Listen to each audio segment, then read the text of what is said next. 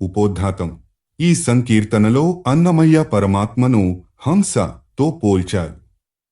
హంసపాలను నీటిని వేరు చేసినట్లే భగవంతుడు కూడా సత్యం ఏదో అసత్యం ఏదో వేరు చేసి చూపిస్తాడు. ఈ హంస కేవలం వెలుపల కాదు, ప్రతి జీవి యొక్క మనస్సు అనే సరస్సులో వెలుస్తాడని, చివరకు తిరుమల కొండపై వెంకటేశ్వరునిగా కొలువై ఉన్నాడని ఇందులో వర్ణించారు. తెలుగు సారాంశం: పొంగిపోర్లే సంసారమనే నీటిపై ఒక అద్భుతమైన హంస తేలుతోంది. అదిగో చూడండి. అది భక్తుల హృదయాలనే మానస సరోవరాలలో విహరిస్తోంది. పాలను, నీటిని వేరు చేసే నేర్పుతో పరమహంసలైన యోగుల చెంత చేరుతోంది. తన వేడితో భక్తి అనే గుడ్లను పొదిగి తిరుమల వెంకటగిరిపై దివ్య రూపంతో వెలుస్తోంది ఆ హంస.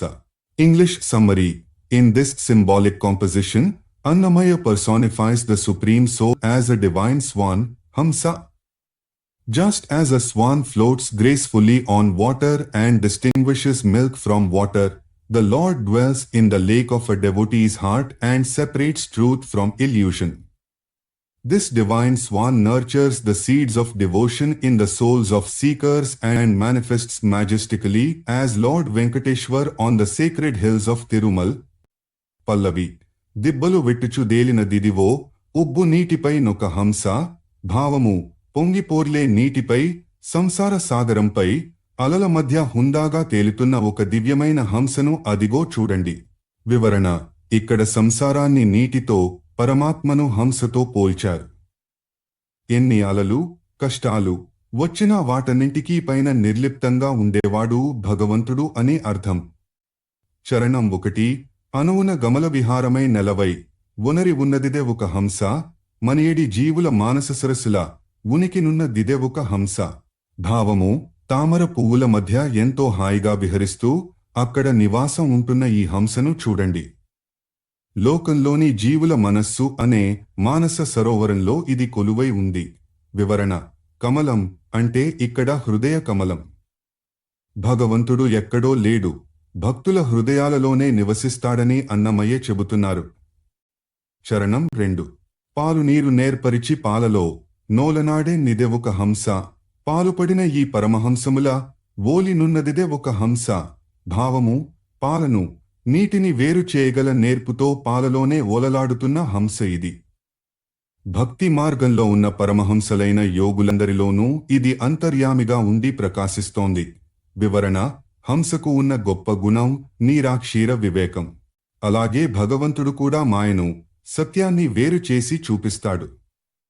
జ్ఞానులైన యోగుల, పరమహంసల అంతరాత్మలో ఆయన నిరంతరం వెలుగుతుంటాడు. చరణం 3. తడవి రోమరంధ్రంబుల గుడ్ల నుడుగక పొదిగి నొక హంస. కడువేడుక వెంకటగిరి మీదట నొడలు వెంచెనిదే ఒక హంస. భావము: తన శరీర వేడితో రోమరంధ్రాల ద్వారా గుడ్లను పొదిగి పిల్లలను రక్షించినట్లే భక్తులను కాపాడుతోంది ఈ హంస. ఎంతో వేడుకగా తిరుమల వెంకటగిరి పైన తన దివ్య స్వరూపాన్ని విస్తరింపజేసి భక్తులకు దర్శనమిస్తోంది ఈ హంస. వివరణ: హంస తన గుడ్లను పొదిగినట్లు భగవంతుడు తన కరుణతో భక్తులలోని జ్ఞానాన్ని వృద్ధి చేస్తాడు. ఆ దివ్య హంస మరెవరో కాదు, వెంకటాద్రిపై వెలసిన వెంకటేశ్వరుడే అని అన్నమయ్య ముగింపు పలికారు. ఉపోద్ఘాతం. ఈ సంకీర్తనలో అన్నమయ్య తన అసహాయతను స్వామివారికి విన్నవించుకుంటున్నారు. చేసిన అపరాధాలు అనంతమని, కర్మ బంధాలలో చిక్కుకున్నానని చెబుతూ తనను ఉద్ధరించడానికి స్వామి ఏ మార్గాన్ని, వెరవును చూపిస్తారో అని ఎదురుచూసే భక్తుని ఆవేదనను ఇందులో చూడవచ్చు. ఇది ఒక పరిపూర్ణమైన శరణాగతి గీతం. తెలుగు సారాంశం: స్వామి, నీవు తప్ప నాకు వేరే దిక్కు లేదు. నీవే ఏదో ఒక తోవ చూపి నాకు తోడుగా నిలవాలి. నేను చేసిన అపరాధాలు కోట్లలో ఉన్నాయి. నా పాపాలు అపరిమితం. నేను కర్మ బంధాలలో మునిగి ఉన్నాను. ఓ వెంకటాచలాధీశ్వర, నీవు దయామయుడవు, శరణాగత రక్షకుడవు. నన్ను ఈ సంసార చక్రం నుండి బయటపడేయడానికి నీవు ఏ ఉపాయం ఆలోచిస్తావో అని వేడుకుంటున్నాను. English summary. In this soulful prayer, Annamaya surrenders completely to Lord Venkateshwar. He confesses that he has committed countless mistakes and is drowning in a sea of sins and karmic bonds. He pleads with the Lord, I know no other refuge but you. Acknowledging the Lord as the personification of supreme bliss and mercy, he asks by what means the Lord will choose to liberate him from the cycle of birth and death. Pallavi, నీవేకానింక నేనన్య మెళగయ్యే త్రోవ చూపి నాకు తోడ ఎదవయ్యా. భావము, స్వామి, నీవు తప్ప నాకు మరొకరు తెలియదు. ఏ మార్గము చూపి నీవు నాకు తోడుగా నిలుస్తావో, సహాయపడతావో కదా. వివరణ: భక్తుడు తన సర్వస్వాన్ని దేవుడికే వదిలేసిన స్థితి ఇది. తన స్వయం శక్తిపై నమ్మకం కోల్పోయి దైవమే దారి చూపాలని కోరుకుంటున్నాడు. చరణం 1. అపరాధనత కోట్లైనవి ఒక్క నెపమున నను గావనేరవా, అపరిమిత దురితాలైనవి ఏ ఉపమచేత నన్ను నుద్ధరించెదవయ్యా.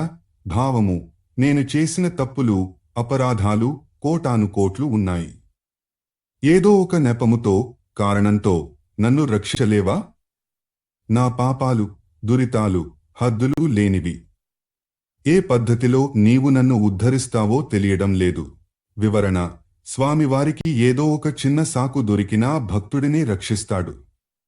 తన పాపాలు కొండంత ఉన్నా స్వామి కరుణ ముందు అవి నిలవవని అన్నమయ్య నమ్మకం. చరణం 2. అతిశయముగ గర్మినైతిని నీ మతము నాకుకైంత మరపవా, ఇతర కర్మారంభహితుడను గతి మోక్ష మెటువలే గల్పించెదవయ్యా. భావము, నేను గొప్ప కర్మల వలలో చిక్కుకున్నాను, కర్మినైతిని. నీ దివ్యమైన భక్తి మార్గాన్ని నాకు గుర్తుచేసి ఈ పాత కర్మలను మరిపించవా?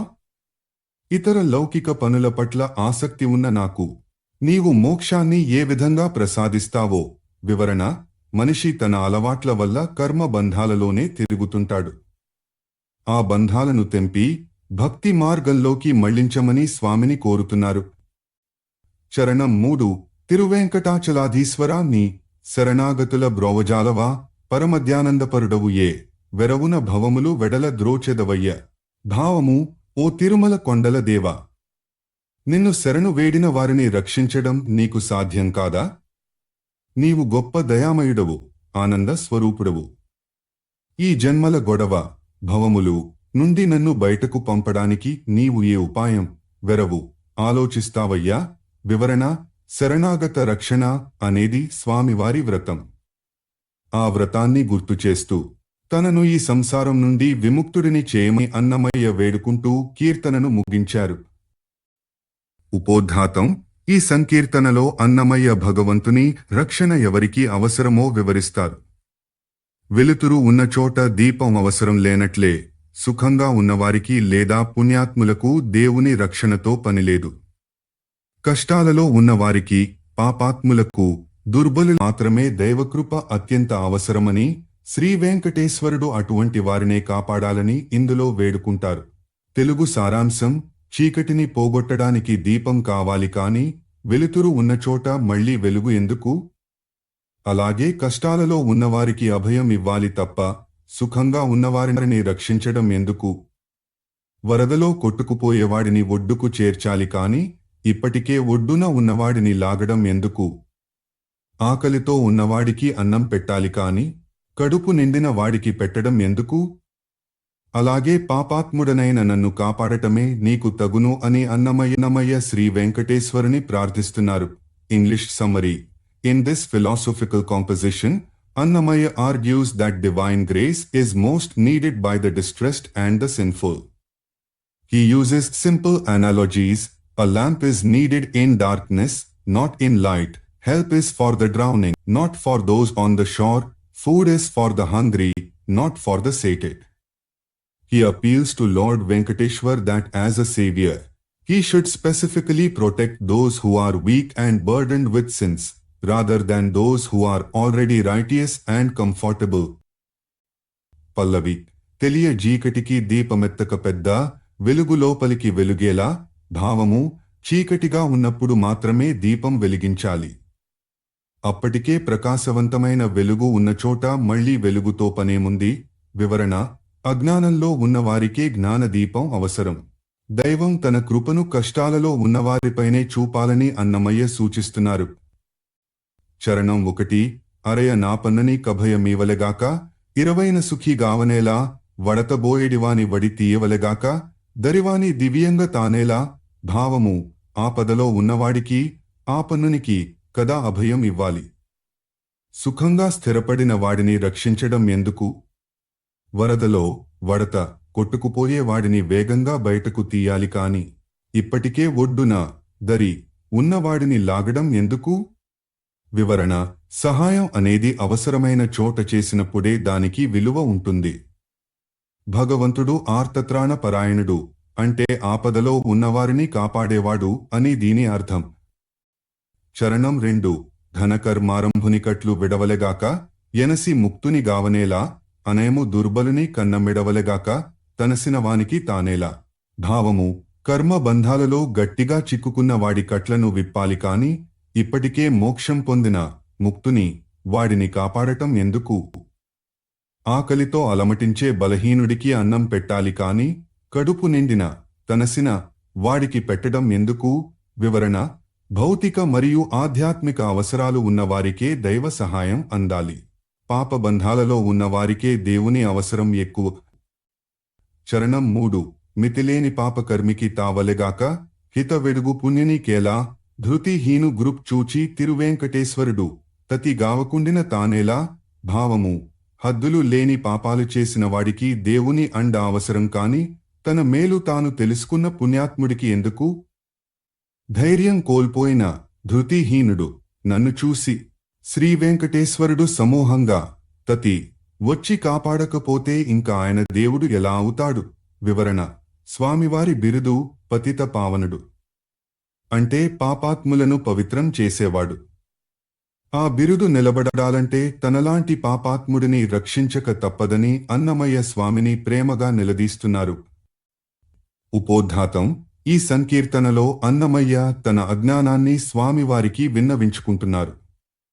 భగవంతుడు తన హృదయంలోనే ఉన్నాడని గ్రహించలేక అడవుల వెంట కొండల వెంట తిరగడం ఎంతటి వెర్రితనమో చెబుతూ తనను తాను పులుమానిసి మూర్ఖుడు జ్ఞానశూన్యుడు అభివర్ణించుకున్నారు.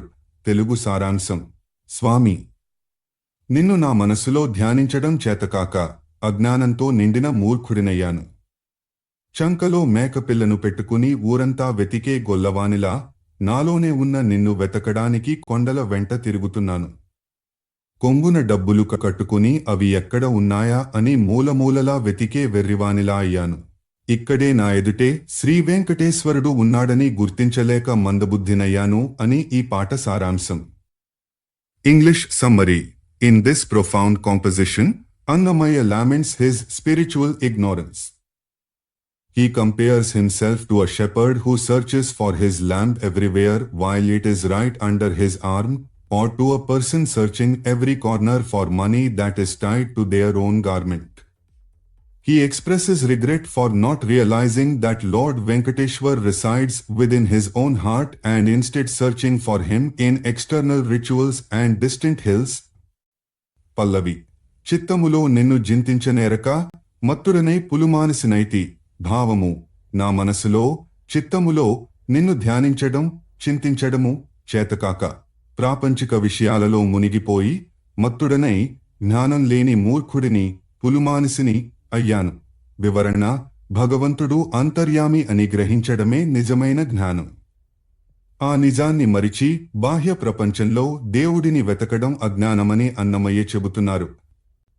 చరణం 1 అరుతలింగము గట్టియది నమ్మజాలక పర్వతమేగిన బత్తుడనైతి సరుస మేకపిల్ల చంకబెట్టుక నూత నరయు గొల్లనిరీతి నజ్ఞాని నైతి భావము మెడలో లింగము దేవుని గుర్తు కట్టుకున్నా దానిపై నమ్మకం లేక దైవం ఎక్కడో ఉన్నాడని కొండల పర్వతము వెంట తిరిగే భక్తుడినయ్యాను. చంకలో మేకపిల్లను పెట్టుకుని అది లేదని ఊరంతా నూత వెతికే గొల్లవానిలాగా నేను పరమ అజ్ఞానిని అయ్యాను. వివరణ: దైవం మనతోనే ఉన్నాడని చెప్పడానికి అన్నమయ్య ఇక్కడ గొల్లవాని ఉదాహరణను అద్భుతంగా వాడారు. మనకు అతి దగ్గరగా ఉన్న వస్తువును దూరాన వెతకడం ఎంతటి హాస్యాస్పదమో దైవ చింతన కూడా అలాగే ఉందని దీని అర్థం. చరణం 2 ముడుపు కొంగునగట్టి మూలమూలల వెదకే వెడమతినై నే వెర్తుడనైతి విడువకిక్కడ శ్రీవేంకటేశ్వరుడుండా పొడగానక మందబుద్ధి నేనైతి భావము ముడుపును డబ్బును నా కొంగున కట్టుకుని అది ఎక్కడ ఉందో అని ఇల్లంతా మూలమూలల వెతికే వెర్రివాడినయ్యాను. ఇక్కడే నా హృదయంలోనే శ్రీవేంకటేశ్వరుడు స్థిరంగా ఉన్నా ఆయనను దర్శించలేక పొడగానక ముద్దుబుద్ధి కలవాడినయ్యాను. వివరణ: భగవంతుడు మన హృదయంలోనే అక్షయమైన నిధిలా ఉన్నాడు. ఆ నిధిని వదిలేసి మనిషి బయట అన్వేషిస్తున్నాడని, ఈ నిజాన్ని తెలుసుకోవడమే జ్ఞానమని అన్నమయ్య ఈ కీర్తనను ముగించారు. ఉపోద్ఘాతం: ఈ సంకీర్తనలో అన్నమయ్య దైవకృప యొక్క ప్రాముఖ్యతను వివరిస్తారు. భగవంతుని దయ ఉంటే ఒక గడ్డిపోచ కూడా మేరు పర్వతం అంత శక్తివంతం అవుతుందని, అదే ఆయన విముఖుడైతే బ్రహ్మాండం కూడా అణువంత చిన్నదైపోతుందని చెబుతారు. భక్తి లేని పుణ్యకార్యాలు వ్యర్థమని, శ్రీవేంకటేశ్వరునిపై నిశ్చలమైన భక్తి ఉంటే అదే పరమ పదానికి దారి చూపుతుందని ఇందులో ప్రబోధించారు. తెలుగు సారాంశం: ఈ లోకంలో జరిగేవి అన్నీ ఆ పరమాత్ముని పనులే. ఆయన ఏది చేసినా అది శాసనమే. ఆ శేషసేనుని కృప ఉంటే గడ్డిపోచ మేరు పర్వతమవుతుంది. హరిపై భక్తి లేకపోతే మనకున్న సంపదలన్నీ పరాయివే, వృధానే. కాని ఆయనపై చింతన నిజమైతే మనం తాకిన ప్రతిదీ ఒక నిధిలా మారుతుంది. వెంకటపతి సేవ మదిలో ఉంటే అది మనల్ని మోక్ష సామ్రాజ్యానికి అలంకారప్రాయంగా చేరుస్తుంది. English summary: in this powerful hymn, Annamaya declares that everything in the universe is the creation and action of the divine. He emphasizes that with Lord Vishnu's grace, even a blade of grass can become as mighty as Mount Meru, while without it, even the vast cosmos shrinks to an atom. He asserts that material wealth and rituals are meaningless without true devotion. Ultimately, constant meditation on Lord Venkateshwar transforms every mundane effort into a spiritual treasure and leads the soul to eternal liberation. పల్లవి: అన్నియును నతని కృత్యములే, ఎన్నియేనానవు నతడేమి చేసినను. భావము: ఈ సృష్టిలో జరిగే సమస్తము ఆ భగవంతుని పనులే. ఆయన ఏది చేసినా, ఎన్ని చేసినా అవన్నీ ఆమోదయోగ్యమైనవే అవుతాయి. వివరణ: కర్త, కర్మ, క్రియ అన్నీ ఆయనే అని, మనిషి కేవలం నిమిత్తమాత్రుడని అన్నమయ్య ఇక్కడ స్పష్టం చేస్తున్నారు. చరణం 1 అణురేణు పరిపూర్ణుడవలి మోమైతేను అణువోను కమల భవాండమైన ఫణిసేనుని కృపాపరిపూర్ణమైతే తృణమైన మేరువో స్థిరముగా నప్పుడే. భావము: అణువులోనూ రేణువులోనూ నిండి ఉన్న ఆ స్వామి తన ముఖాన్ని పక్కకు తిప్పుకుంటే, విముఖుడైతే ఈ బ్రహ్మాండమంతా అణువంత చిన్నదైపోతుంది. అదే ఆ శేషసేనుని కృప గనుక ఉంటే ఒక చిన్న గడ్డిపోచ, తృణము కూడా మేరు పర్వతమంత గొప్పదవుతుంది. వివరణ: దైవ సంకల్పం ముందు భౌతిక పరిమాణాలు లెక్కలోకి రావని, ఆయన అనుగ్రహం ఉంటే బలహీనుడు కూడా అజేయుడు అవుతాడని దీని అర్థం. చరణం 2 పురుషోత్తముని భక్తి పొరపొచ్చమైతే ఎరవులో నిజసిరులు ఎన్నైనను, హరిమీది చింతపాయక నిజం బైతే నిరతి బట్టినవెల్లా నిధానములే. భావము: పురుషోత్తముడైన శ్రీహరిపై ఉండే భక్తిలో గనుక తేడాలు, పొరపొచ్చము ఉంటే మనకు ఉన్న సొంత సంపదలు కూడా పరాయివి, ఎరవులు అయిపోతాయి. కాని హరిపై ధ్యానం నిరంతరం నిజాయితీగా ఉంటే మనం పట్టుకున్న ప్రతి వస్తువు ఒక నిధి, నిధానము వలె మారుతుంది. వివరణ: భక్తి లేని ఐశ్వర్యం నిలవదు. భక్తి ఉన్నవాడికి సామాన్యమైన వస్తువు కూడా అమూల్యమైన దైవ ప్రసాదంగా మారుతుంది. చరణం 3 మదనగురుని సేవ మదికి వెగటైతేను 10,000 పుణ్యములు పాపంబులే. పదిలమై వెంకటపతి భక్తి గలిగితేను తుది పదంబునకెల్ల దొడవవునప్పుడే. భావము: మన్మథుని తండ్రి అయిన ఆ శ్రీహరి సేవ మనసుకి విసుగుగా అనిపిస్తే మనం చేసే 10,000 పుణ్య కార్యాలైనా పాపాలతో సమానమే. కాని శ్రీవేంకటేశ్వరునిపై భక్తి గట్టిగా ఉంటే అది మనకు మోక్షస్థానానికి తుది పదం, అలంకారము, దొడవు అవుతుంది. వివరణ: దైవచింతన లేని పుణ్యకర్మలు అహంకారాన్ని పెంచుతాయి తప్ప ముక్తినివ్వవు. వెంకటపతిపై భక్తి మాత్రమే జీవుడికి పరమ గమ్యాన్ని చేరుస్తుంది.